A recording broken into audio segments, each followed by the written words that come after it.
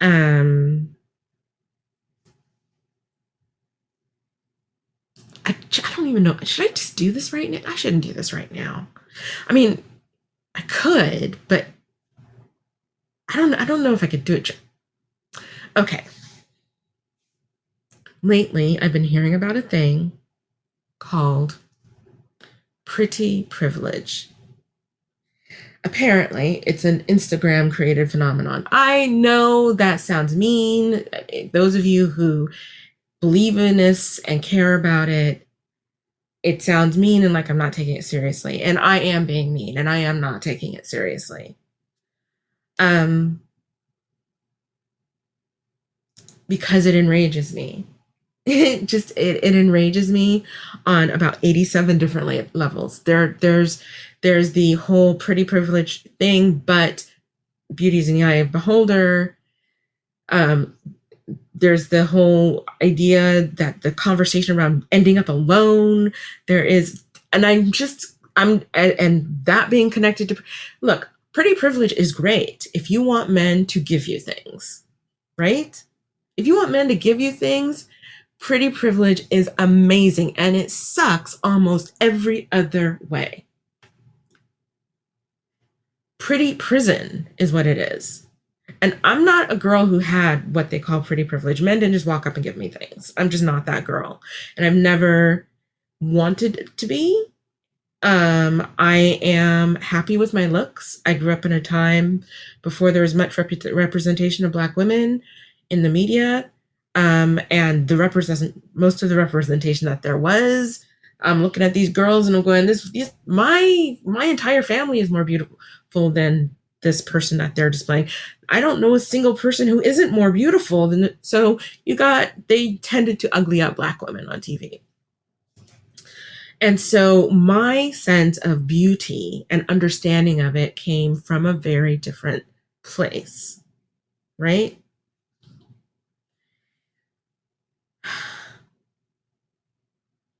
It came from a place of,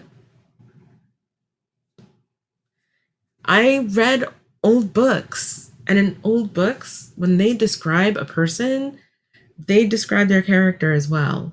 They tell you about certain characteristics that you could, they're the warmth, the warmth of their nature soften the corners of their mouth. I mean, I'm writing out loud very badly in this moment, but the idea that you could look at people, sort of understood that you could look at people and see things about them as human beings.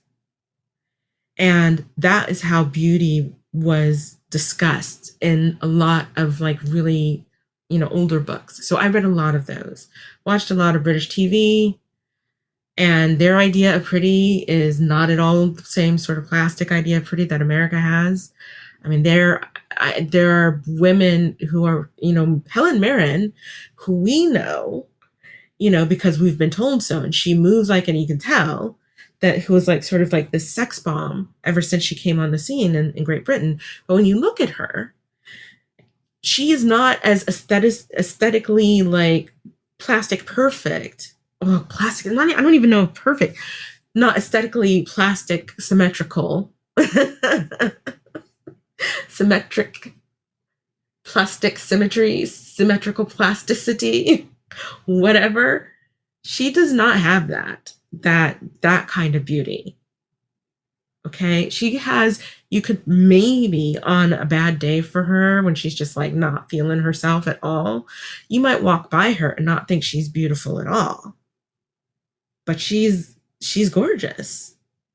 And the British understood that. And, it has to do, a lot of things had to do with a lot of things. But the effect on this little Black American girl, one of them, was the idea that my people knew nothing, as in the United States of America, knew absolutely nothing about what beauty was. And that it still took some time because I had a beautiful mother who was disappointed in how my femininity and sense of womanhood showed up and did not hide that. So and I was not like popular because I was weird. I was so weird. And so I thought, and so not none of the boys were interested in me, and I just thought I thought it was ugly. So I thought it was ugly, just like full up. And I was like, okay, fine, but I'm really smart and I have all these other qualities. It's okay that I'm ugly. Oh gosh, it's horrible. And yes, people will tell you that you're beautiful, but it's like people like your grandparents, people old enough to be your grandparents, who are kind of obligated to say, "Oh, you're just such a beautiful girl," blah blah blah. And it wasn't even that no boys were ever interested in me ever, just not the ones that. What I learned is that if I was not interested in a boy, he did not exist for me. The only way as a teenager that I found out that there were a couple of guys who liked me is because they stared at me all the time. That's that those two were the only ones that I knew thought I was pretty. So if you happen to steal a glance, I was not being a snob. I did not know you were interested. But literally these guys would watch me from across the room, and I kind of dug that. So I knew that, so while I recognized that I was ugly, or just not pretty, which is the same thing when you're 14, 15 years old, that I was not, but that didn't mean that people wouldn't find me attractive. And I was also reading books about women who, the greatest sirens of our time were not beauties. I mean, Cleopatra, yes, much love to Elizabeth Taylor because, she's my girl. Loved her in that movie. But Cleopatra was like 5'2" and 250 pounds with the suggestion of a unibrow and a hook nose. And yet, she signed the death warrant of the Roman Empire, such as a republic, because two men who were powerful men in Rome fell in love with her. She brought Rome to its knees. She was not a beauty, but what she was educated. I think, if I remember correctly, she spoke at least a dozen languages. I'm underselling it because I think I remember that the number was slightly higher. She was a scholar. She was a strategist. She was a fashion icon. Makeup, hair. And whether, and I'm sure because, the way history works, that there are a lot of people who went into making that happen, but the ability to deploy those things, her mystique as not just the queen of Egypt, but the daughter of a goddess that she deployed strategically. She's amazing. And she was not beautiful. The woman that Sigmund Freud and I'm gonna not remember his name. He was a big deal at the same time as Sigmund Freud. Both fell in love with this woman. They were by no means the only people who fell in love with her. She was she was kind of a hefty woman, and she seemed like to have a plainish face. Pretty privilege is pretty prison, because the only way women cannot be contained. We are agents of chaos. We are dangerous to the status quo, always. It is part of the reason why men are so determined to subjugate us, because they crave stability and they love the status quo, right? There's something in their nature. It's that, and the idea that we'll just shake things up just because it's a Tuesday afternoon frightens them. And so we must be contained. And this is just this pretty privileged business being a thing that actually exists as a thing that matters in any way that's important. Pretty privilege matters to the average woman in the same way that not being a billionaire does. Right? Because yes, there are always going to be, those, and I, for my part, am grateful for them. These women whose beauty stuns the world, right? There's always going to be those, and I'm thinking of Aishwarya Rai, and I'm saying her name wrong. Those women, right? There are always going to be them, and it's astounding and wonderful to see. But I do not need to be them. I do not need to have their life in order to have a full, happy, complete life with a partner, if I so desire, on my own, with, friends and loved ones, if I don't, right? But what is happening in this conversation these days is this idea that pretty privilege isn't just about men being willing to buy you things and give you things. It is also about your ability to have a man at all. It is about your ability to be considered a valuable human being. And it is just not true. I'm not saying that it isn't true that being pretty doesn't mean makes you valuable. I'm saying it's not true that that is even the way the world works. Yes, pretty people will get extra things. Rich people get extra things. But it doesn't mean that I am really getting it. I'm missing out. I have a full life. People do give me things, and I give things to people. That is how humanity works. And there is something about those privileges that removes you from connection to community. And I wouldn't want that. Another way, pretty is a privilege. Pretty is a prison and not privilege. There are very few men who possess the self-awareness and the self-esteem to successfully engage in a relationship with a woman who would be beautiful enough that men want to give her things all the time. I will tell you, I have seen it. Friends of mine who are, beautiful, this beautiful, beautiful woman, right? She was erudite. She was well studied. She was interesting. She was quirky. She was fun. She was all of those things. But my biggest fear for her was that she would not be able to find a man who could see beyond her face. And she did not. And the man that she found worked really hard at messing up her self-esteem because he knew, he married the face and then discovered that she was also an accomplished woman. I mean, he thought he was punching above his weight when he married the face. But now finding out that she's also, and also can do math in her head, like, she always would figure out the tip because I would I was not good. I would start trying to figure it out and she would just do it in her head. And I'm just I'd be pulling out my calculator and she'd just say, look, hey, just what are you doing? just give me the receipt. So super smart too. So, I mean, just a lot of really good things going for her, but she's tied to this person who's so threatened by that.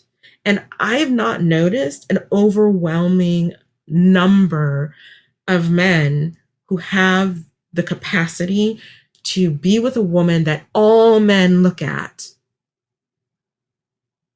and maintain a healthy, stable dynamic with her, one that helps them both thrive.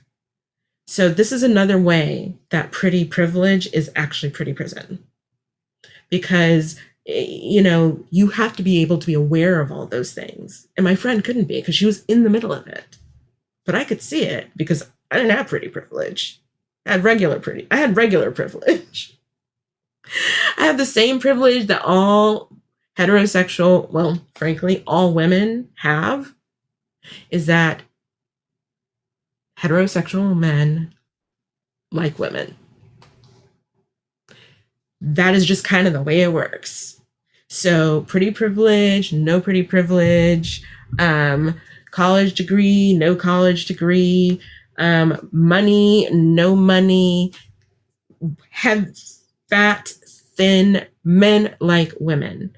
And if you do not need to be the kind of basic girl who needs to have all the men love you all the time, you'd be perfectly happy with the amount of attention you get. This idea that all the men should fall down, this is a Hollywood stereotype that has done white women no good at all. Because it keeps you checking the room. Who's thinner? Who's younger? It keeps you checking in the mirror for things like, okay, do my ears look weird? I mean, I would listen to women talk about their bodies, and I would think to myself, I didn't even know that part that the knee could be a problem. I just thought it was a knee. I mean, I understood, like, okay, yeah, women have body issues, but I was like, but it's, not that bad. We all, for carrying a little extra weight, we might be feeling a little less like ourselves for a bit, lose some of our mojo, but hips and thighs and tummies and all that stuff and blah, blah, blah. This is what I'm thinking of when that people are talking about when they say body image, but no. And I would see, and then I remember listening to conversations amongst white women talking about their bodies and the things that they hated about them. And I was just like, that sounds terrible. That sounds like an existence that I would not be able to deal with. I'm like, okay, I dress the best I can for my shape. I make sure I'm clean and pressed, or at least clean, because who irons anymore, and put on a little lip balm if I feel like it, or lip gloss even if I'm just feeling like going hubba hubba, and check the mirror, and I'm out the door. But trust me, even on those days when I am not inhabiting myself as the me that I am, there will be someone checking for me. It always shocks me and annoys me a little bit, because it's like, dude, could you not have been checking for me, like last week when I came out and I had my hair like this, but there is no such thing as pretty privilege. In the way it doesn't, in the way pretty privilege matters, not having it matters as much as not being a billionaire matters. Because neither of those things have anything much to do with the regular life. And regular life is fine. Being regular pretty is nice. And the thing is that these things change so much, so often. What really does matter is that the people who are for you find you. So if where you are, you're not, as people are saying, go where you're appreciated. If you're not being appreciated where you are. This doesn't have to do with pretty privilege. This is about who we're surrounded by and what they value. And if one of the things that they value is not you, then my journey is incomplete. Because I'm not going to rest in my environment where I'm not valued. So, yes, it is. The thing is that women are beautiful. We are all beautiful. We are women. My goodness. Have you seen us? Have you heard our voices? Have you watched us walk or care for a child or do something dangerous or lay someone out verbally, physically? We are amazing. We are all the things all at once, almost all the time. And yes, it's exhausting to be us. It is exhausting inside our heads. But it is also what men love, heterosexual men love about us. It is what they cannot get enough of, how complicated we are. And if our complications and our talent and our whatever our particular beauty or feminine quality is, because we all have our femininity, our thing. That's us. I have a friend who her effect on men is this: they tend to want to drop to their knees in her presence, like, they just, this one guy came up to her apropos of nothing in a doctor's office and told her that she looked like a woman who would slap his face. And she said, and he seemed to like the idea. And I'm thinking to myself, that girl has serious goddess energy. She just does. When she is inhabiting herself, and she is, she just recently shaved her head, so she's not sporting a lot of hair at the moment. And she's a big woman, but she's beautiful. And when she is fully inhabiting herself, she's the kind of woman who brings energy into the room that men who are so inclined to throw coats over puddles would do so. I don't have that quality. That's not the way my femininity burns. And, I figured out I'm not going to tell you, because that's part of my thing. Actually, that is part of my thing. The not telling you. I'm a bit of a coquette. Yeah. As someone said it, I love that someone said the word coquette. I think of myself as a coquette, but I usually just say flirt because, I was in those days, I still cared what people thought, would think if I said flirt or coquette. But yeah, I'm a bit of a coquette. And that is something that is really appealing to certain kinds of men. And I do me, I don't need all the boys to like me all the time, because frankly, I only want one partner most of the time. Sometimes. I don't know. I'm thinking about that. But I'm not needy. I don't need like roomfuls of guys to think I'm amazing looking. It's enough if I turn a head here or there, that's nice. If I don't, I'm still good.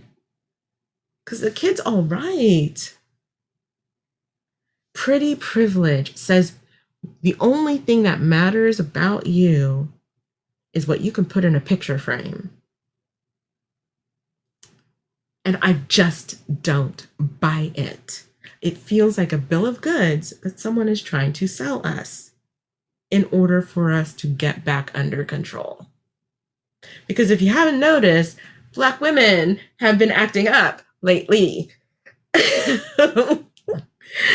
Women in general have been acting up lately. If you have not noticed, we have been very active.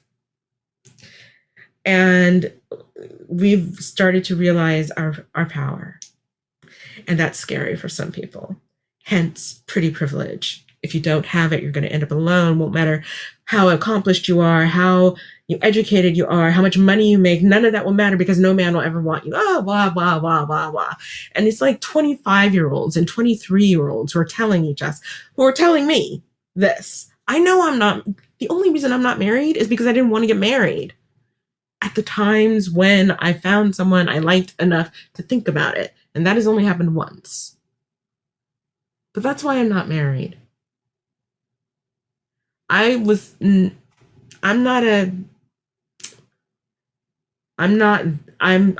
different kind of girl. I'm not a different kind of girl. How do I say this? But I'm that kind of feminist. I was a woman needs a man like a fish needs a bicycle kind of feminist. That's how I was brought up. I do not believe that anymore. I stopped believing that by the time I was like 19, so boys, settle down. But I never did get to the place where I felt that I needed to see myself through a lens of a relationship. So for me, this is fine. And I do feel that these young women who are, going on YouTube and things like that, talking about dying alone, you're not dead yet. And where there is life, there is hope. There are 70 and 90-year-olds getting married. What are we doing? And why are we acting like it matters so much right now in this moment? If you don't love someone right now, frankly, if I don't love someone, while it is nice to have companionship, it's the love I'm missing, not having a man. So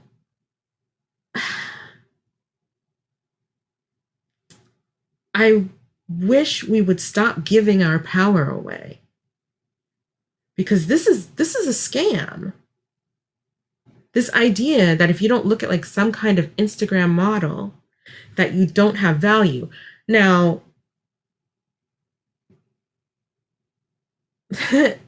it's a scam. It's never been the way men work. And the thing is that we got to stop listening to each other about what men, the way men work too, really. Some of us, I think, because the things that I say about what men like, it's based on what they've said, right? And how they behave around it. So, but a lot of the stuff that we're saying to each other doesn't even make sense. Like the guy will say one thing, oh, we really like confidence.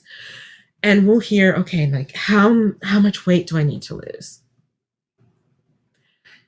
Confidence is difficult. Confidence is an inside job. But you know what? Sure. Worry about the size of your waist. Worry about your hair and pretty privilege. Because what men like is confidence. But if we worry about those other things, when we don't get the man that we want, we can blame it on some external factor, I guess. There may be some comfort in that. I don't know. I'm being very arrogant tonight because, frankly, this is really enraging to me. That we are being sold this bill of goods. It's like women have forgotten how men work entirely. Because there are going to be some silly, insecure, immature men for whom the only thing that matters about you to them is what they can see in a picture frame. You didn't want them anyway. You did not want them anyway. What were you going to do with them? Seriously. Any man who could walk by you and not even try to see your worth, what would be the point of engaging his interest, except what? Ego. And frankly, we can, if we need ego boosts, there are lots of other things that we can do if we're finding that we're not getting enough male attention to do that for us. So yes, I don't want us giving our power away. And I'm probably going to talk about this quite a bit because I'm plenty mad. And it feels, it's not even grounded in reality. I mean, because the first thing every time, as a male friend told me once, single men are always looking. Doesn't matter how many times they meet you, see you. If they're single, they're always looking. So I hear what people are saying. I just don't agree. So that's the end of my little rant about pretty privilege. I have been going on for an hour. And thank you for coming to hang out. I'm going to sleep, hopefully. My brain will come back into my body so that I can feel all the things, all connected. So thank you for hanging out with me, you guys. You've been amazing. You are very, very sweet. And thank you for liking the show, those of you who did. And I can't wait to see you again. I look forward to it. Ding, ding, ding, ding, ding. So be good. Be good to each other. Be good to yourself. And streaming consciousness out.